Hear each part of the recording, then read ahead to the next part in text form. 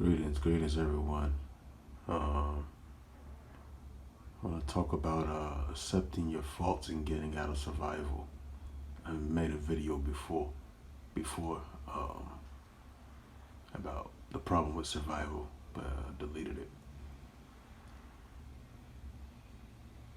But first, one must accept their faults. What I mean by that is not necessarily in a guilt form, but realizing that you could have handled yourself or handled situations in a better way.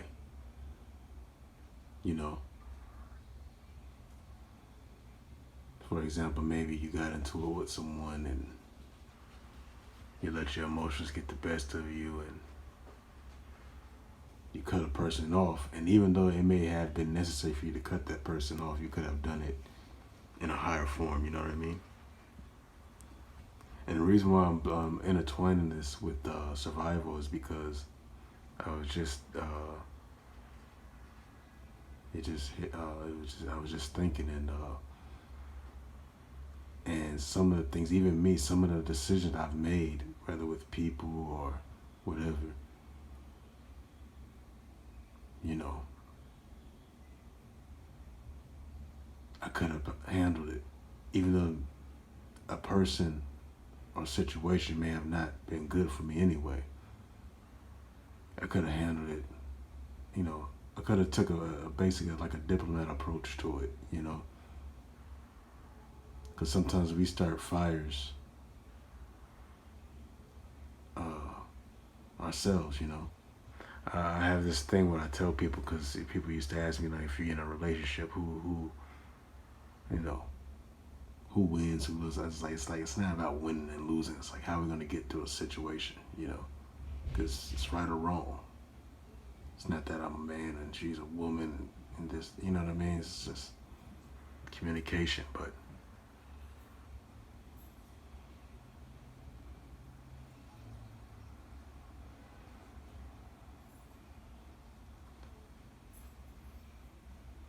I heard a young lady talking not too long ago how she kicked her own mother out of her home, and now she hasn't seen or heard from her mother, and her mother was feeling with her last time she saw her, and you know, and she actually regrets doing that.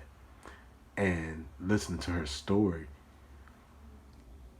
is what really inspired me to do this, because listening to her story, she was basically saying like her mother was like eating up food and, you know, kind of just lounging around the house and things of that nature.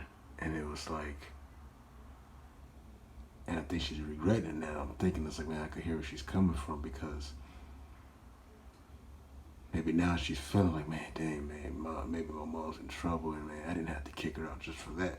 But I'm intertwining this with survival because in America especially, but in the world in general, everywhere you scratch them and survive them for $1 that they can't even keep. No one can keep it. I don't care how financially stable you are. It's very difficult. You're trying to keep that, you know what I mean? That status, you know. That's just not easy. It's just stressful.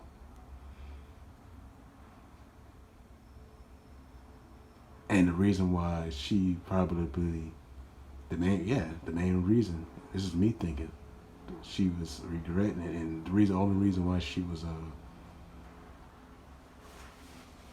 was upset with her mother for doing that is probably because money is probably scarce for her, you know. She gotta buy more, you know. We shouldn't have to live like that. We're basically giving all of our energy just to keep something on our stomach. That's basically what we're doing in this world. Some situations are better than others, but it's all the same shit. So we have to get out of the state of survival. That's that lower chakra, you know what I mean? We gotta keep rising up, you know. Nothing wrong with it, it's good. Sometimes survival can be your drive. But set up for, and I'm talking to myself, you know, you know, And it doesn't have to necessarily be money. It could be resources. It could be whatever. But and if you have children, think about them because they're an extension of you. If you don't extend that, you know, your lineage pretty much is dead. Pretty much dies off. And you can pretty much say you'll never live again. You know. But yeah, I just wanted to get that off of my chest.